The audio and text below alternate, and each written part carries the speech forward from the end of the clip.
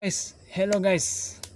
Assalamualaikum dan selamat malam kepada semuanya. Kembali lagi bersama Like from the Ducks dalam konten education kita. Sambung kepada video part 1 dalam aplikasi Kafah untuk pendidikan pelajaran tahun 3 guys. Ini di sini kita akan belajar ibadah, hafazan dan sirah guys. Sirah tamadun Islam ya. Ini untuk kepada siapa macam masih budak-budak yang masih sekolah rendah atau sekolah SMP kah, sekolah SK kah, kamu boleh belajar menggunakan aplikasi ini guys. Kamu cek ya aplikasi Kafah, KEFE, kamu type di Google Play, akan keluar aplikasi itu, kamu download lah. Mana tahu untuk anak kamu boleh belajar atau kamu mau belajar hafazan kah juga boleh juga.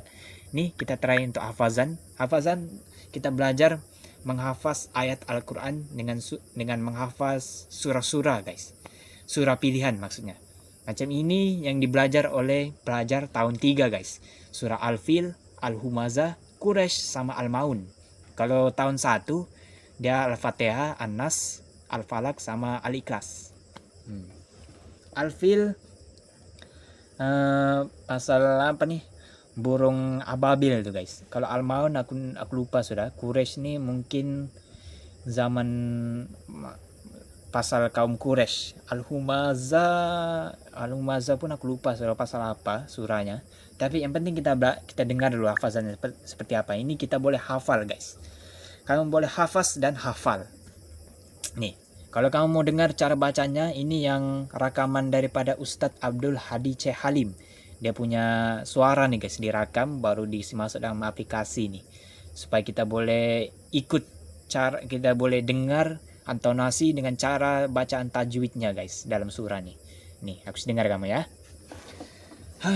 Yang penting kalau kita mau dengar surahnya, yang penting kita diam-diam. Kalau boleh kamu tandahkan tangan, lepas itu telinga mesti peka ya. Oke. Bismillahirrahmanirrahim. Alam tara kayfa fa'ala rabbuka bi ashabil fil. Alam yaj'al kaydahum fi tadlil. وأرسل عليهم طيرا أبابيل ترميهم بحجارة من سجيل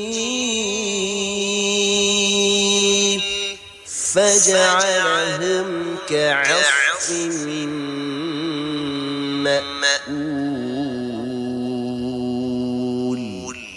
Sadaqallahul azim. Amin amin ya rabbal alamin. Oke, begitulah untuk hafazan surah Al-Fil guys. Jadi kalau kamu mau ulang, kamu tekan di atas tuh. Jadi kalau kamu mau pause pun boleh. Kamu macam mau ulang kan, kamu dengar dia punya cara baca. Sebab ini dia memang dia baca dengan tajwid yang betul soalnya guys. Sebab bukan sembarangan orang, ustadz nih guys. Kita tengok bekas naik Johan Kari tilawah Al-Quran guys. Kan kaleng-kaleng nih orang. Oke, sekarang Al-Humazah. Oke, jangan bising-bising ya guys. Kalau mau dengar pastikan telinga peka. Kalau boleh tadakan tangan macam berdoa, lepas itu senyap, jangan bising. Bismillahirrahmanirrahim. ويل لكل همزة لمزة الذي جمع مالا وعدده يحسب أن ماله أخلده كلا لينبذن في الحطمة وما أدراك ما الحطمة نار الله الموقدة التي تطلع على الأفئدة إنها عليهم مؤصدة في عمد ممددة صدق الله العظيم. Amin amin ya robbal alamin. Oke, begitulah untuk surah hafazan Al-Humazah guys. Oke, seperti biasa kalau kamu mau ulang tuh ada buttonnya tuh, kamu boleh ulang balik. Oke, sekarang surah Al-Maun. Oh ini aku lupa sudah guys, sebab aku dulu yang aku pernah hafal surah Al-Fil, Al-Humazah sama Quraisy. Al-Maun ini tidak tahu kenapa susah aku mau hafal dulu. Mungkin aku pun mau belajar balik juga nih guys. Jadi kita dengar lah dulu ya. بسم الله الرحمن الرحيم أرأيت الذي يكذب بالدين فذلك الذي يدع اليتيم ولا يحض على طعام المسكين فويل للمصلين الذين هم عن صلاتهم ساهون الذين هم يراءون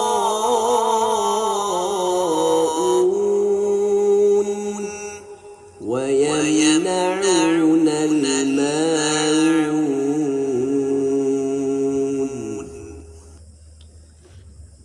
Amin amin ya robbal alamin. Oke guys, itu untuk surah Al-Maun guys. Sebab ini dulu aku tidak tahu kenapa susah aku mau hafal surah nih. Padahal kalau aku tengok dia lebih kurang macam surah Al-Fatihah, enggak yuk, dia panjang betul. Dia ada 7 ayat ya, tapi tidak tahu lah kenapa dulu guys, tidak masuk di otakku. Mungkin dulu aku nakal kali kan, itulah. Inilah kalau orang datang kelas mengaji belajar betul-betul, ini datang kelas mengaji taunya main mercun, bergosip jadi pacik bawang. Ya itulah kalau kelas mengaji mesti fokus guys, nanti itu yang bikin sesat pikiran tuh, sampai belajar surah pun tidak sudah masuk di kepala. Aduh, nasib yang surah-surah lain aku boleh hafal dulu.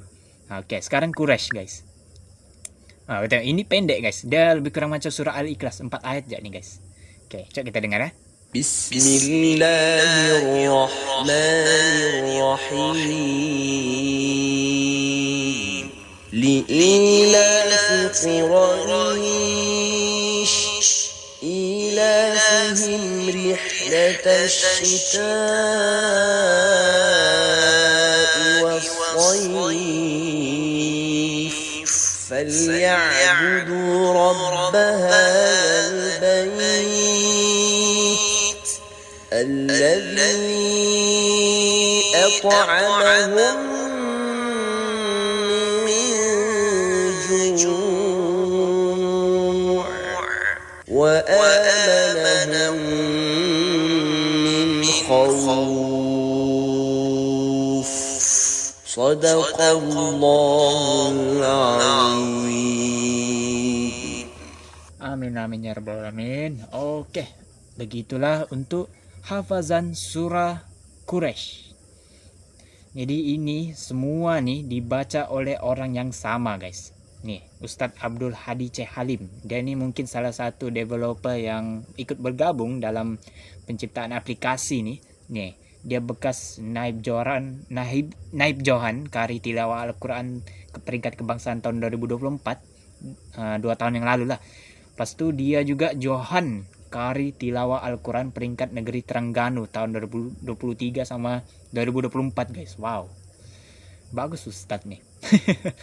Jadi kalau kamu tidak kenal siapa Ustadz Abdul Hadi C. Halim, kamu type di Google, kamu carilah ceramah ya. Dan ini pun salah satu Ustadz yang terkenal di Malaysia juga sekarang nih.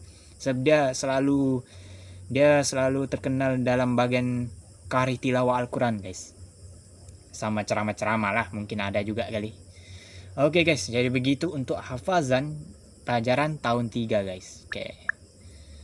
Sekarang masuk untuk kita kita belajar, sudah hafazan, lepas itu kita teruskan kepada ibadah. Oke, ibadah ada 3 tajuk yang semua topik tuh itu kamu boleh try sendiri. Jadi aku akan tag kamu untuk satu persatu topiknya dari hadas kecil sampai sholat fardu guys. Jadi kita mulakan dengan hadas kecil dan besar. Hadas itu apa maksudnya? Nih, soalan pertama. Apakah pengertian bagi hadas? Apa maksud hadas tuh guys? Jadi kotoran pada pakaian, B kekotoran zahir, D kekotoran disebabkan makanan, C kekotoran maknawi. Hadas kekotoran yang kita nampak zahir. Bukan. Tidak. Ya Allah, malu ya aku, salah pun aku soal pertama. Aduh, man, sudah man. Aduh, bikin malu kau. Kekotoran maknawi. Sorry guys. Memang aku kalau menjawab soalan pertama memang salah guys. Macam kamu tidak tahu aku guys. Aku soalan dari kuis sejarah, kuis 1001 agama, kuis soalan bahasa Inggris, semua begitu. Soalan pertama mesti aku salah guys. Jadi maklumin kan. Malum aku lama sudah sekolah nih guys. Jadi kadang-kadang aku berbekalkan ingatanku dari masa lalu yang aku masih ingat. Jadi mana yang aku lupa tuh aku minta maaf lah. Oke, hadas bermaksud kekotoran maknawi yang terdapat pada diri seseorang. Maknawi maksudnya kamu cari di Google ya. Tanya Pak Cik Google. Aku lupa sudah guys. Oke. Apakah yang perlu dilakukan untuk menghilangkan hadas kecil? Hadas kecil. Ini guys, bagus soalannya nih guys. Kalau kita setiap kali kita pilih jawaban, dia akan bagi penerangan kenapa jawabannya itu guys. Oke, menghilangkan hadas kecil ya. Tidur sebentar, merepek. Salah tuh itu. Mana ada orang habis hadas kecil terus tidur?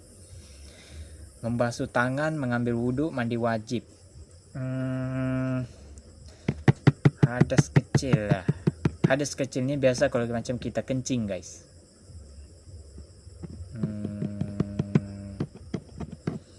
Biasa kalau hadas kecil basuh tangan bah. Ambil wudhu. Hadas kecil boleh dihilangkan dengan mengambil wudhu, yaitu membasuh anggota tertentu dengan niat dan tertib. Ya Allah, malunya aku guys. Tidak, saya malu. Malunya aku.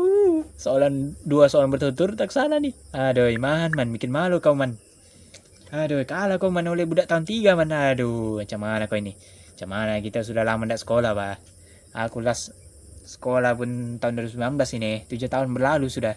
Sekarang yang aku fokus kerja. Itulah orang bekerja mesti belajar balik guys. Jadi siapa sudah yang lama tidak tengok buku tuh belajar lah ya. Malu kita orang Islam tapi tidak tahu. Ya malu kita. Jadi belajar lah kamu. Mana tahu kamu berminat, kamu download lah aplikasi ini.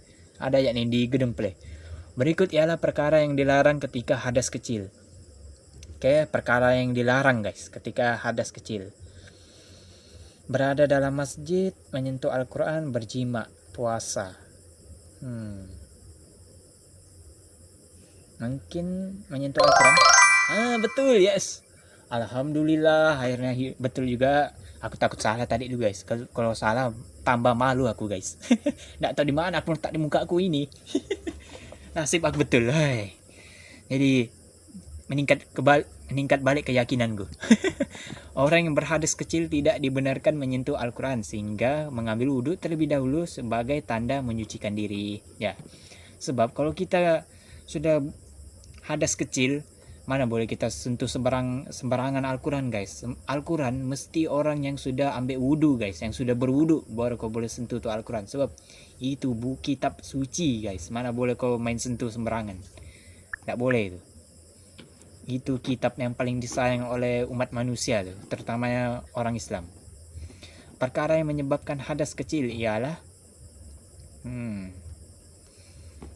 keluar mani, membuang air kecil, niat mandi wajib. Membuang air kecil. Itu guys, salah satu contoh hadas kecil. Kalau hadas besar kita berak. Itu. Kalau hadas kecil buang air kecil. Oke. Adalah hikmah mandi wajib. Oke. Badan semakin lemah, bertambah hadas, bersih daripada kotoran, malas untuk beribadah. Sama D sudah salah. B pun merepek, jadi jawabannya C.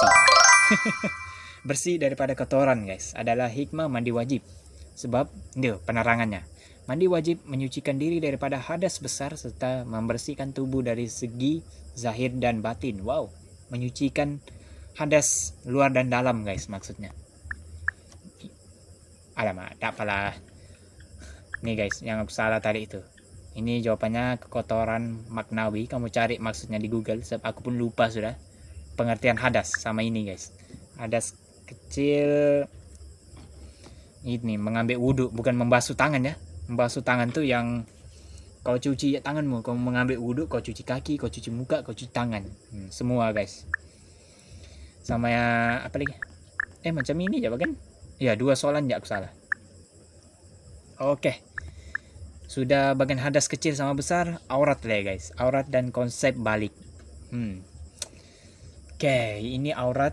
Ingat ya, aurat lelaki sama perempuan tidak sama. Kalau perempuan dia hampir seluruh anggota tubuh badan kecuali nih tangan lah, pergelangan tangan, kepalan tangan nih sama dengan muka ya, bagian wajah, muka depan ya, bukan satu kepala. Kalau boleh free hair pun tidak boleh tuh. Itu rambut tuh pun wanita kira aurat tuh, berdosa tuh. Berikut merupakan hikmah menutup aurat. Mendekatkan diri dengan maksiat, menaikkan nafsu syahwat, mengelak daripada fitnah ya. Menutup aurat dapat memelihara marwah, menjaga kehormatan dan mengelakkan fitnah dalam masyarakat. Oke. Tengok guys.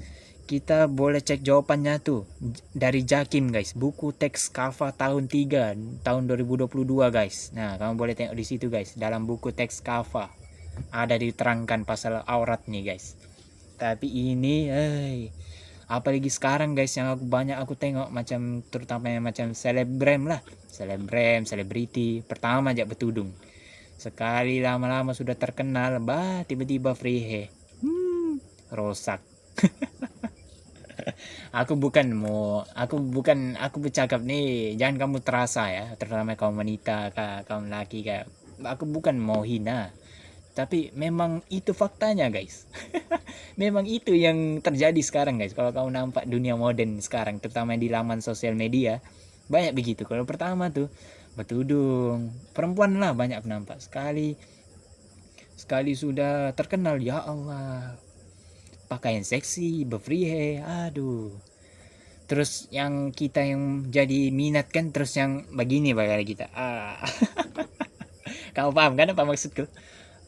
Kalau ada lagi yang di Indonesia yang banyak yang trending tuh, yang macam siswa yang macam pelajar sekolahnya kan, dia di sekolah bertudung, sekali di rumah ya Allah terus pakaian seksi-seksi, macam dia kasih tengok dia punya ini, aduh, dengan dia punya makeup. Kalau makeup tuh aku boleh terima lagi, memang banyak perempuan bermakeup kan.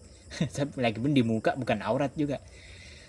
Tapi itulah yang salahnya tuh, sudahlah pakaian seksi macam basinglet, baru terdedah sana sini, nampak itu nampak ini, aduh, macam pakaian kurang kain guys, heran aku.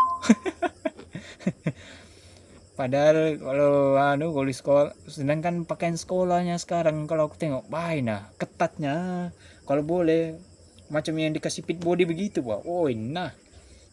padahal kalau dulu guys, kalau zaman kami pelajar perempuannya pun tidak ada lah yang bermakeup guys. Kalau sekarang pelajarnya macam sudah yang umur 20 ke atas sudah guys, macam kau nampak dewasa padahal masih bocil. Heran aku. Memang sudah mungkin mau dekat tanda-tanda akhir zaman kali kan. Oke, sudahlah, daripada aku kena kecam oleh netizen, jadi aku teruskan aja. Jadi siapa yang terasa tuh terasa lah. Kalau kamu rasa diri kamu mau berubah, bagus berubah lah. Belum terlambat lagi. Oke guys, apakah tanda balik? Tanda balik nih orang yang macam yang sudah matang guys. Akil balik. Keluar darah haid, berambut lebat, tumbuh gigi, berumur 18 tahun. Anda salah. Tidak semestinya orang umur 18 tahun sudah akil balik. Laki kadang-kadang ada yang umurnya 21 tahun guys. Ya pernah ada aku dengar case begitu guys, umurnya 21 tahun guys baru dia akil balik. Jadi kalau perempuan senang kita tahu guys, kalau dia sudah ada ini, Kita tak, kalau dia sudah ada ini, maksudnya dia sudah akil balik lah tuh. Kalau perempuan, so, perempuan banyak yang subur guys. Dorong kadang-kadang umur 9 tahun pun keluar haid sudah. Ya, itulah tanda akil balik bagi perempuan, keluar darah haid. Manakala laki keluar air mani. Kalau laki dia sudah keluar air mani guys. Jadi itulah orang bilang banyak laki ini biar sudah tua tapi perangai macam budak-budak, sebab kadang-kadang ada yang umur 21 baru akil balik guys, baru keluar air mani. Itulah, tapi itulah pertumbuhan lebih cepat dari wanita. Wanita umurnya 18 tahun susah sudah mau meninggi. Kalau laki, wah, selagi kau belum sampai 20 tahun meninggi terus bos. Oke, soalan 3, apakah maksud aurat? Nah, maksud aurat, pakaian yang cantik, badan yang kuat, kuku yang bersih, anggota yang mesti ditutup. Semua jawabannya di sini yang betul hanya ini guys. B, anggota yang mesti ditutup. Itu maksudnya aurat ya guys. Ingat, aurat tuh bagian anggota badan yang kita mesti tutup. Tuh, penerangannya. Aurat bermaksud anggota badannya wajib ditutup daripada pandangan orang lain mengikut ketetapan syarak. Aurat wanita, kamu tahu? Seluruh nih, dari atas rambut sampai ujung kaki tutup semua, tidak boleh dinampak oleh lelaki. Jadi yang bagian anggota badanmu yang boleh dilihat oleh orang lain nih ya, tak kau punya dua telapak tangan nih, angganannya sampai sini nih, pergelangan tangan nih mesti ditutup. Itulah kalau perempuan. Kalau sekarang kalau bukan pakai baju lengan panjang, dia pakai ine, macam yang stokin di tangan tuh, bukan stokin, ine tuh orang panggil tuh, baju dalam. Yang penting tertutup ini guys, sama rambut bertudung lah. Yang penting kalau muka tuh enggak apa-apa guys, cuma kadang-kadang kalau macam ada kita nampak orang nih, kalau dia betul-betul jaga akidahnya kan, dia enggak mau macam yang terlampau menaikkan syahwat lelaki, jadi dia sanggup pakai purda guys, dia tutup separuh muka ya. Tapi kalau kau mau ndak pakai purda pun ndak apa-apa lagi juga, yang penting kau pakai tudung.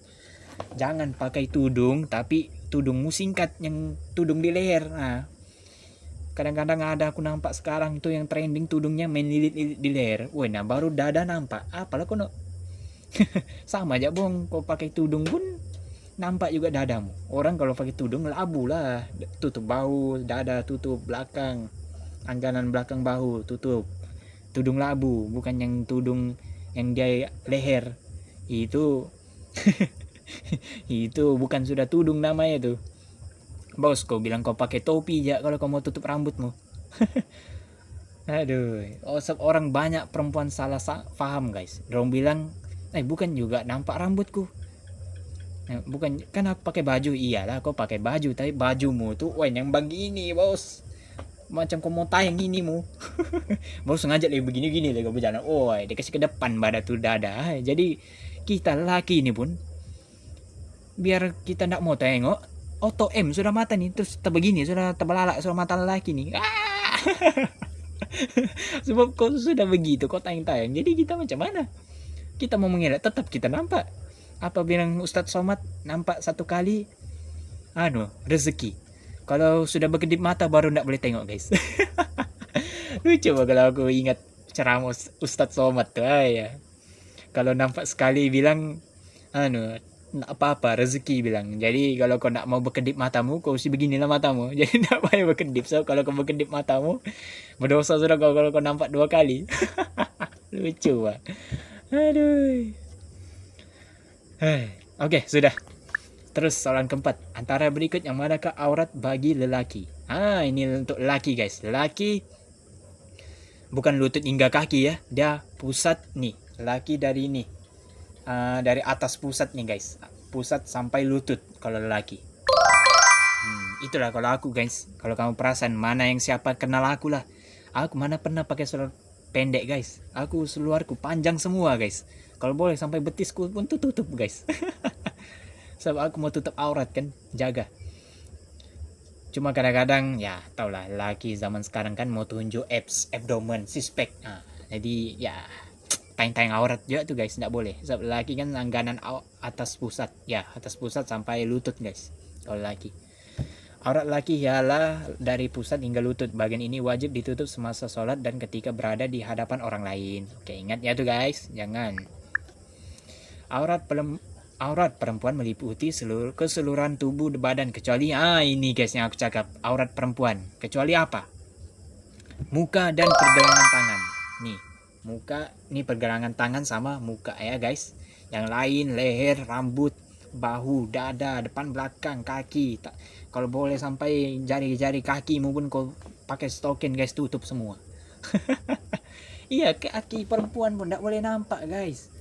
Hey, so bukan apa guys, so kalau orang berhubungan intim, kalau macam hubungan suami istri, kan sampai kaki bini pun dia cium tuh guys. Itulah kalau macam perempuan kalau berjalan jangan tayang-tayang tuh kaki. Aduh, itu aurat tuh. Tapi kalau kau bukan Islam tidak apa-apa lah. Yang ini yang untuk orang Islam nih, jaga betul aurat tuh. Ini sekarang pertama aja tutup semua sini. Sekali tiba-tiba di belakang, wah nah pakaianmu bos, kalau boleh kurang kain. Apalagi kalau siang, ada lagi yang trending tuh guys sekarang.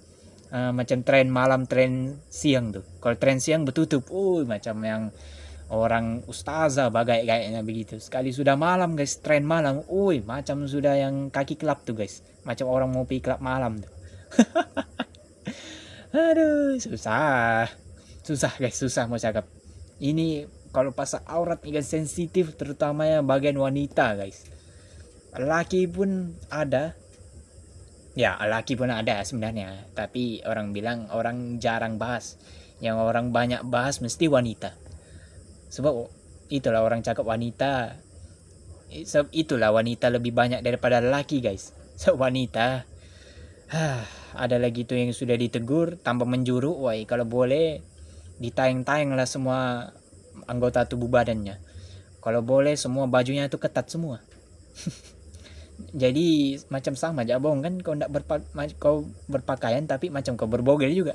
Aduh, susah kamu cakap. Aku pun kadang-kadang kita pun mau menegur sama aja bohong. Kalau dia dengar tidak apa, ini kalau dia ikut kata hatinya sendiri macam mana? Kan betul kan guys, betul kan? Tapi kalau keluargaku ya memang aku tegur tuh. Namanya kalau keluarga mesti kita tegur guys. Kalau orang lain kadang-kadang ya takutnya aku malas yang mau begaduh nanti kita tegur, nanti kita dicakap lagi kita balik macam yang orang melawan aku malas yang begaduh mulut nih. Jadi orang bilang kalau cukup kau ditegur satu kali sudahlah, kau dengar, kalau kau nak mau ya sudah, yang penting aku sudah tegur kau. Begitu ya kalau aku. Oke guys, nih menurut syarat aurat perempuan adalah seluruh tubuh kecuali muka dan pergelangan tangan. Itu guys, perempuan. Sebab kadang-kadang perempuan salah paham, dia bilang, aku sudah tutup rambutku, aku pun sudah pakai baju. Iyalah, kau memang sudah pakai tudung, tapi kadang-kadang rambutmu keluar, kau tidak pakai scarf, jadi masih nampak rambutmu. Itu aurat juga. pakai tudung singkat, kau tutup kau punya leher ya, tapi kau punya dada depan kau tidak tutup. Jadi untuk apa kau pakai tudung begitu? Bagus lagi orang pakai tudung shawl tuh tutup lagi depan sampai bahu. Oke lagi itu. Oke guys, ini kalau mau cerita pasal aurat nih guys, panjang lebar guys. Apa kayak kalau laki kadang-kadang nggak pakai baju guys, banyak tuh kalau yang macam kita nongkrong kan, macam berlepak-lepak pakai seluar pendek baru nggak pakai baju guys.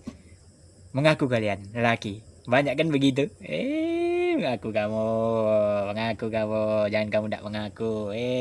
Aku tahu apalagi kalau kaki-kaki lepak nih kayak gaming, yang duduk di luar rumah tuh, orang limpas tidak ada malunya, pakai seluar pendek baru tidak berbaju, nampak aurat geng.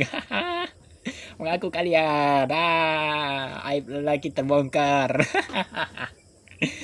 Aduh, bercanda ya guys, bercanda. Tapi ya memang itu faktanya guys, lelaki auratnya dari pusat sampai lutut, perempuan seluruh tubuh kecuali muka dengan pergelangan tangan. Itu mesti mau ingat. Terbongkar sudah, aib semua orang guys, terbongkar. Oke, full mark 5/5. Gue aku punya ibadah guys, boleh-boleh sudah nih untuk tahun 3 guys. Aku lulus. Oke, sekarang untuk topik terakhir guys, topik favoriteku yaitu sirah, kisah para nabi terdahulu zaman dahulu kala guys, tokoh-tokoh Islam zaman Rasul dan Nabi. Oke.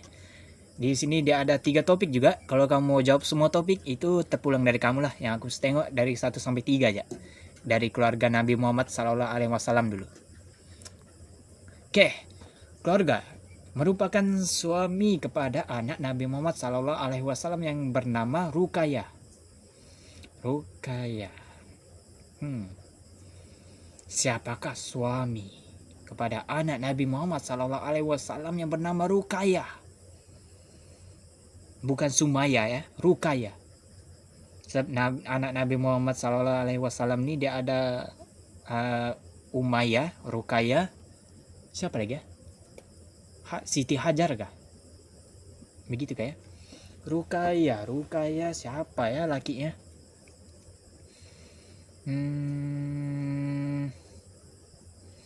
Sayyidina Ali kayak. Umar Al-Khattab. Utsman kali. Woi betul, Sayyidina Utsman. Nih guys, penerangannya. Kenapa Sayyidina Utsman? Jawabannya. Nih, baca penerangannya. Sayyidina Utsman bin Affan berkahwin dengan Ruqayyah anak Nabi Muhammad sallallahu alaihi wasallam. Selepas Ruqayyah wafat, beliau kemudian berkahwin pula dengan adiknya Ummu Kalsum. Wow.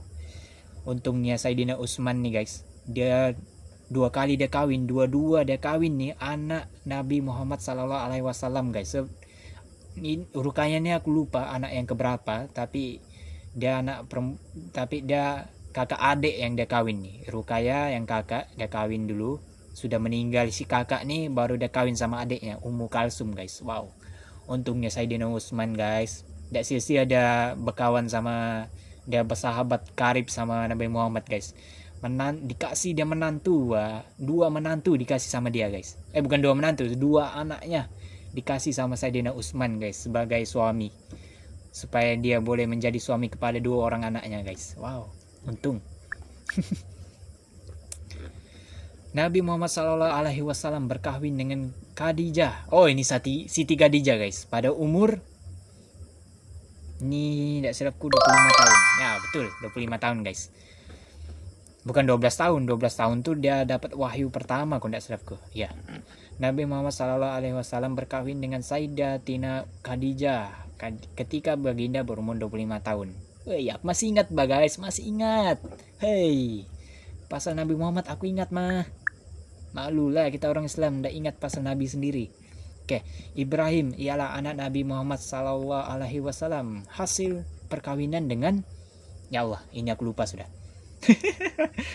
Yang aku tahu ini anak lakinya nih, Ibrahim. Tapi aku lupa ada anaknya nih hasil perkawinannya dengan siapa. Yang penting bukan si, bukan di. Aisyah, antara 2 nih, kalau bukan Aisyah binti Abu Bakar atau Khadijah binti Khuwailid. Waduh.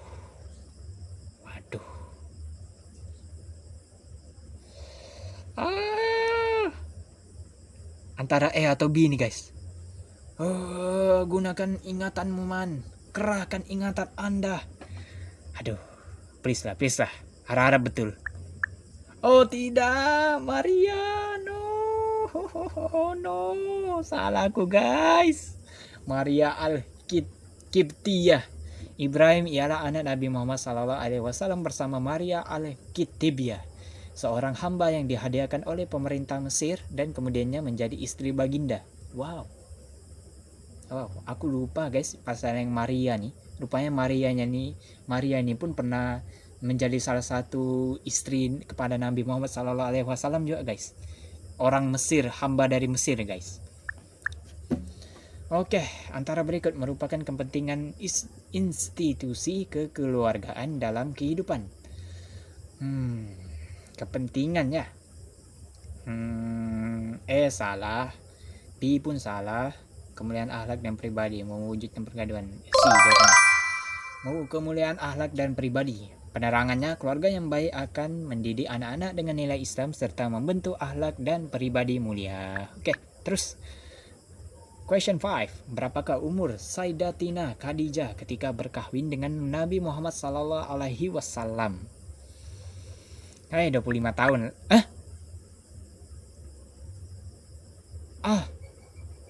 Oh, astaga terbalik. Alah, sorry. Aku keliru guys. Aku sangka kan tadi dia soalannya aku sangka sama, rupanya lain soalannya guys. Salah aku. Aduh, sorry. Ya Allah. Keliru aku dengan soalannya.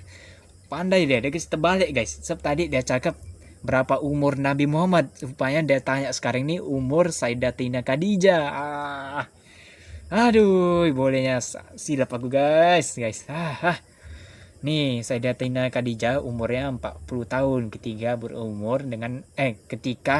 berkahwin dengan Nabi Muhammad. Jadi Nabi Muhammad sallallahu alaihi wasallam nih umurnya 25. Jadi Sayyidatina Khadijah umurnya 40. Begitu. Time dorong kawin nih, guys. Tinggal 3/5 sudah. Nggak boleh jadi nih. Nggak boleh nih. Siraku aku mau kasih full mark nih, guys. Padahal ini topik favoritku nih dalam ajaran agama Islam nih.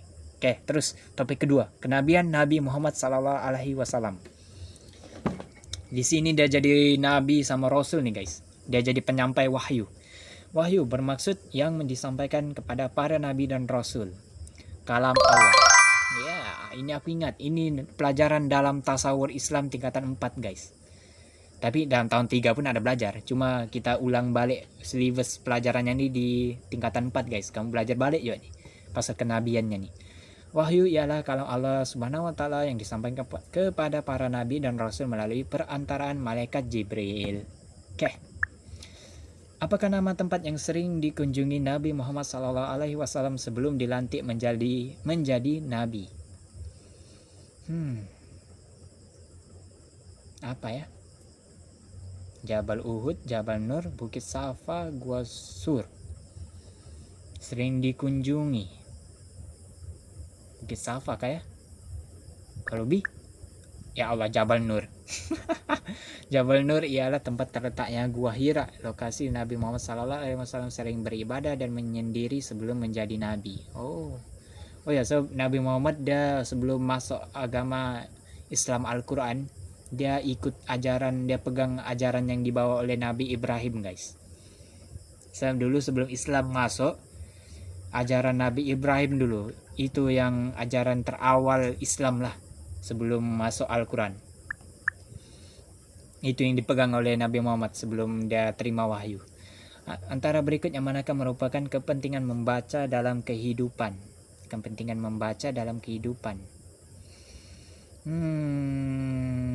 Menyebabkan keletihan minda, meningkatkan kecerdasan akal. Membaca adalah kunci kepada ilmu. Wahyu pertama yang diturunkan ialah perintah membaca. Iqra. Iqra, guys, wahyu pertama. Yang orang kalau kita pertama kali kita belajar mengaji itu Iqra. Bacalah. Menandakan betapa pentingnya membaca dalam Islam. Iqra maksudnya bacalah. Baca. Jangan tak baca. Perintah membaca dalam wahyu pertama sangat menunjukkan bahwa Islam sangat menggalakkan umatnya untuk menuntut ilmu pengetahuan, bukan menghafal puisi Arab ya. Itu bukan puisi, itu wahyu. Wahyu itu yang ayat hafazan Al-Quran. Bukan menjadi kaya raya, bukannya disuruh kau tidur awal. Perkataan pertama ke dalam wahyu ialah Iqra, yang bermaksud bacalah. Betul kan aku bilang Iqra maksudnya bacalah. Ini menunjukkan bahwa Islam sangat menekankan kepentingan menuntut ilmu. Oke, surah apakah yang diminta oleh malaikat Jibril kepada Nabi Muhammad SAW untuk membacanya sewaktu di Gua Hira? Surah apa, guys? Surah apa?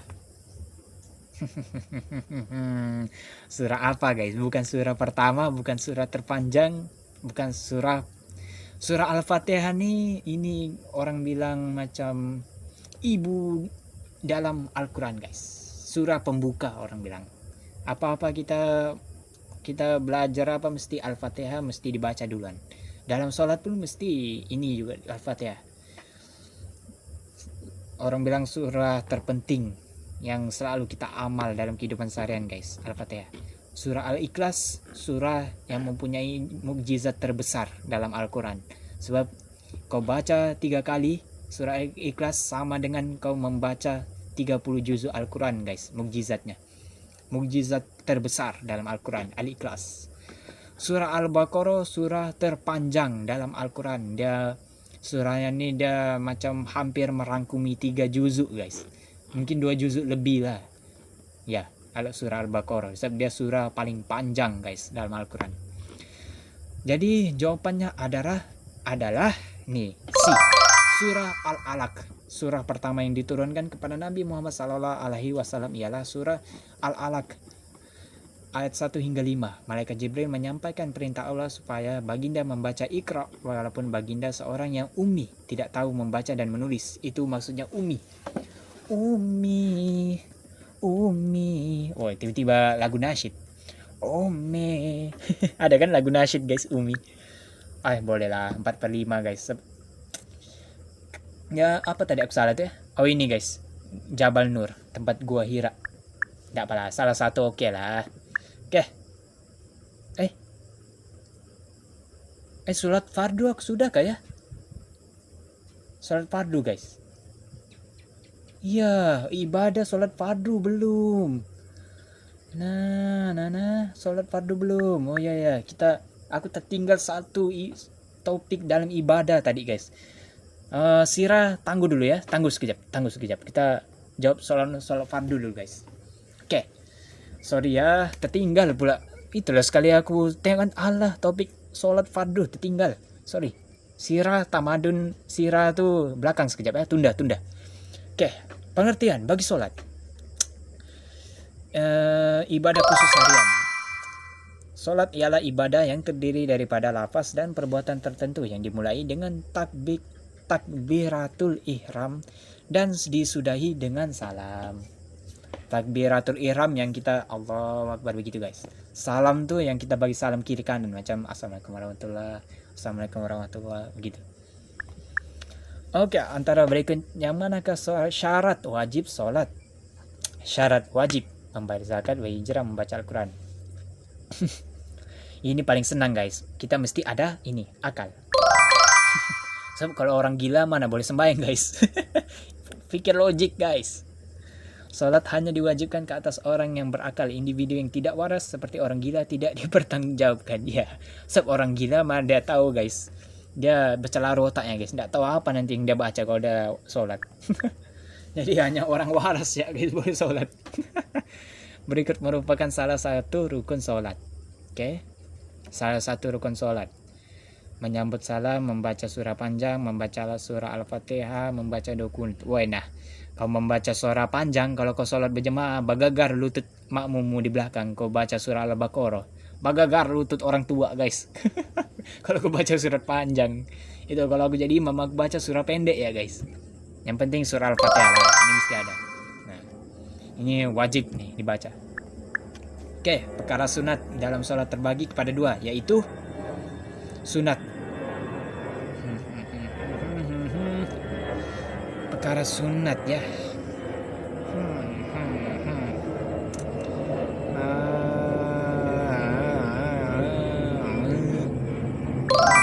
Betul Pak. Ab'ah dan hayya.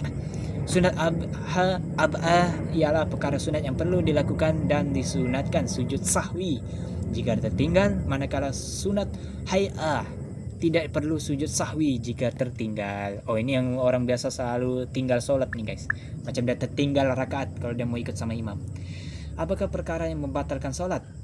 Belakangi kiblat, baca Al-Fatihah, niat, menutup aurat. Ya, kalau batal, kalau kita tidak ikut arah kiblat, batal sholatnya. Tidak sah guys. Jadi mesti ikut arah kiblat. Arah kiblat kalau kita mau sembahyang mesti mau tahu ya. Jangan kamu main sholat ya, melainkan kalau kamu tinggal di tengah laut ataupun kamu di dalam hutan rimba. Macam kamu sesat dalam hutan, sesat dalam hutan kan, kamu tidak tahu. Tapi dalam hutan atau atas laut pun boleh bah, kita pakai kompas. Canggih bah sekarang. Kompas dalam telepon pun boleh. Full mark. Congratulations. Syabas, wah ya, anak muda. Anda sudah lulus ibadah. Sekarang kembali kepada sirah yang sudah tertunda tadi ya. Nih, peranan Sayyidatina Khadijah dalam kehidupan Nabi Muhammad SAW. Nah, ini Sayyidatina Khadijah bini pertama istri pertama Nabi Muhammad SAW sebelum dah kawin 4 guys. Ini bini pertamanya guys, istri baginda. Oke, apakah peranan terbesar Sayyidatina Khadijah sebagai istri selepas Nabi menerima wahyu pertama? Oke, menyuruh Nabi berhenti berdakwah, membantu menyebar berita, menyuruh Nabi berdiam diri, menenangkan dan menyokong Nabi.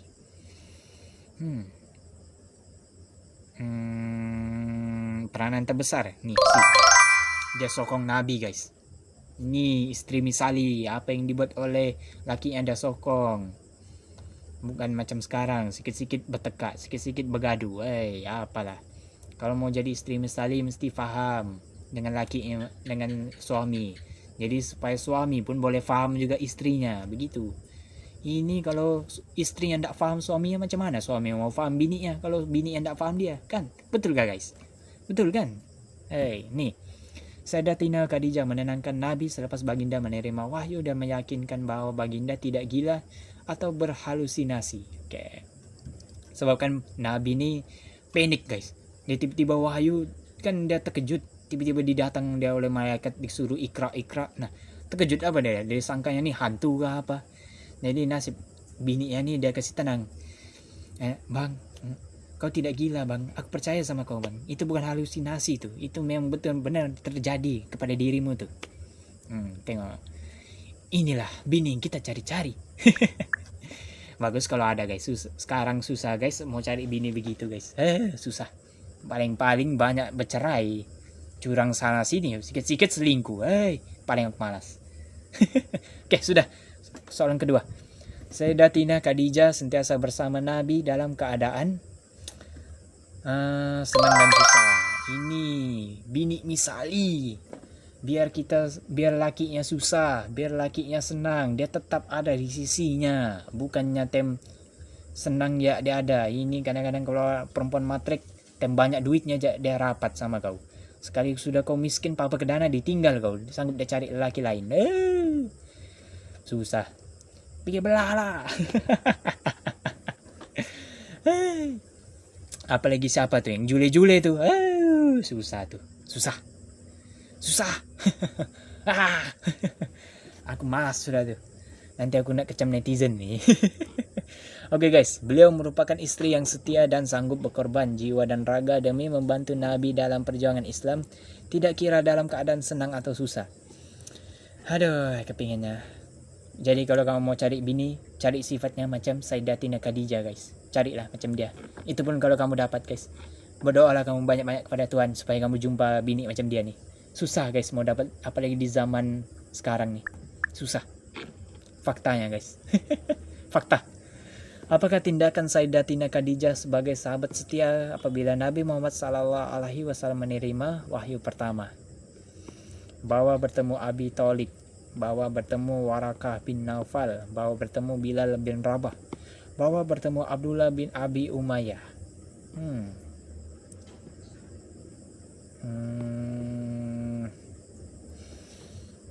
Siapa ya dia bawa berjumpa nih?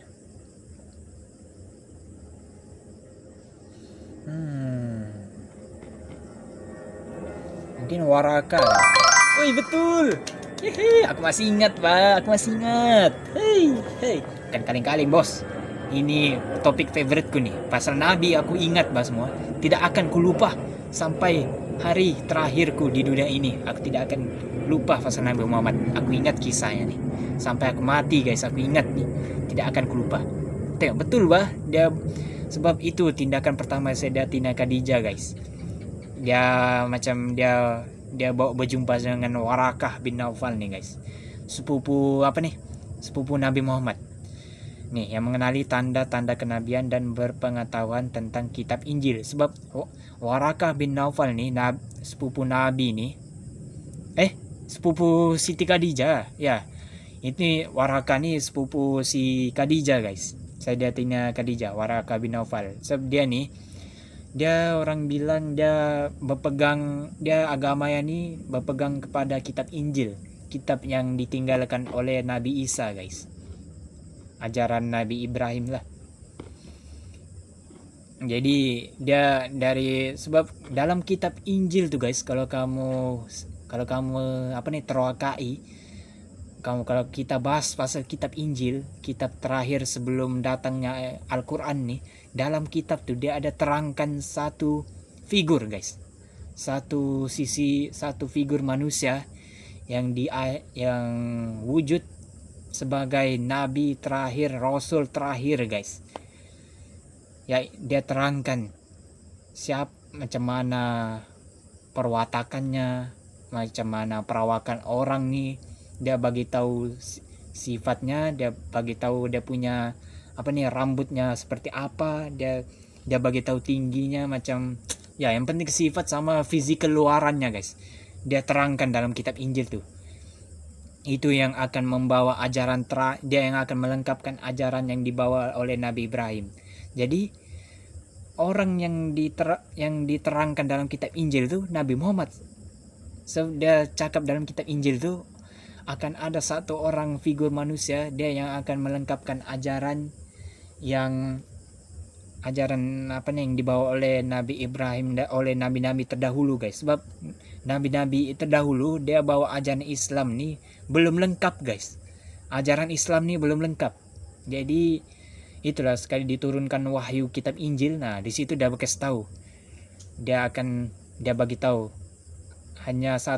akan ada satu orang nih, dialah yang akan melengkapkan ajaran Islam sepenuhnya guys. Dia yang membawa ajaran terakhir yang ajaran Islam yang apa nih, dengan wahyunya lah dari Al-Quran. Dia yang bawa wahyu nih semua. Jadi wahyu Al-Quran ini itu yang disampaikan oleh Nabi Muhammad SAW yang kita belajar hingga ke hari ini guys. Coba kamu cari-cari guys sejarah pasal kitab Injil tuh, ada tuh dia terangkan ciri-ciri Nabi Muhammad SAW tuh, ada tuh dia cerita. Tapi dia tidak sebut namanya guys, dia sebut ciri-ciri orangnya aja tuh. Jadi sekali Warakah nih dia berjumpa sama Nabi sama Siti Khadijah sepupunya kan. Nah dia cek balik lah di kitab Injil. Nah di situ diterangkan ada ciri-ciri. Jadi dia tengoklah Nabi Muhammad nih. Oh, terus itu si Warakah nih dia tahu. Oh, jadi dialah orang yang dimaksudkan oleh kitab Injil nih.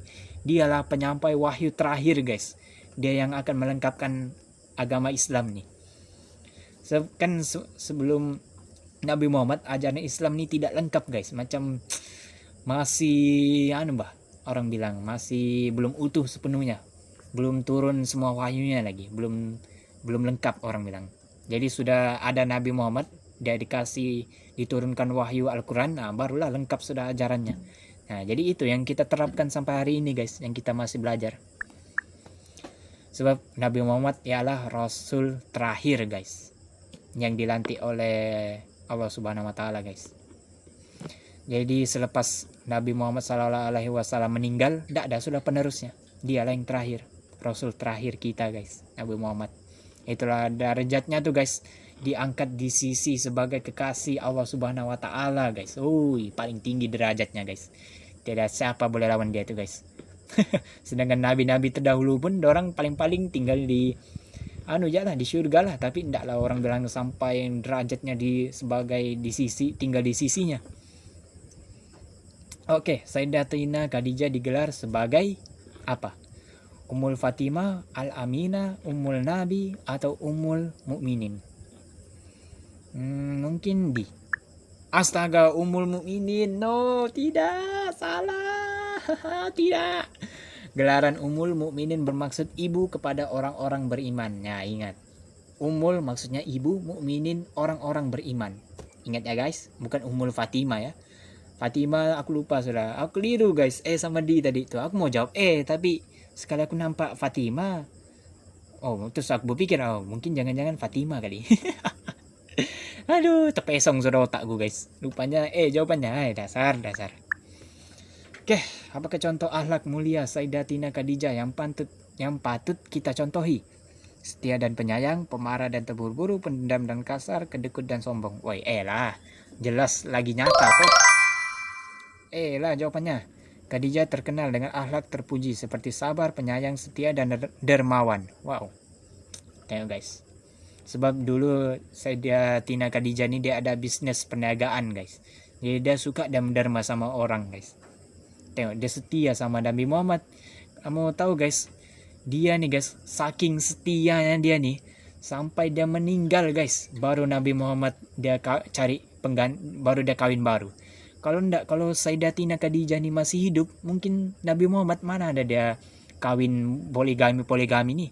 Mungkin poligami nih tidak akan wujud guys selagi Sayyidatina nih Khadijah selagi Sayyidatina Khadijah nih masih hidup guys, tiada tuh poligami. Sudah dia meninggal baru Nabi Muhammad dia kawin sama orang lain. Tengok betapa setianya tuh guys. Sebab perawakan orang sepadan bagai. Sebab Nabi Muhammad pun jenis penyayang, jenis orang yang kuat sabar. Jadi dia pun sama juga. Laki bini sama guys. Sama dua-dua, penyayang besar, kuat sabar. Jadi ya orang bilang sudah Sayyidatina Khadijah nih, ya barulah dia kawin sama orang lain sudah. Sama apa nih? Dia sama anak Sayyidina Abu Bakar guys. Oke guys, begitulah. Walaupun aku salah satu gara-gara ini tadi, Ummul Mukminin, itu gelaran Sayyidatina Khadijah guys, ibu kepada orang-orang beriman. Oke guys, begitulah untuk topik sirah. Habis sudah untuk pembelajaran guys, tahun 3 kita. Begitulah untuk pembelajaran kafah.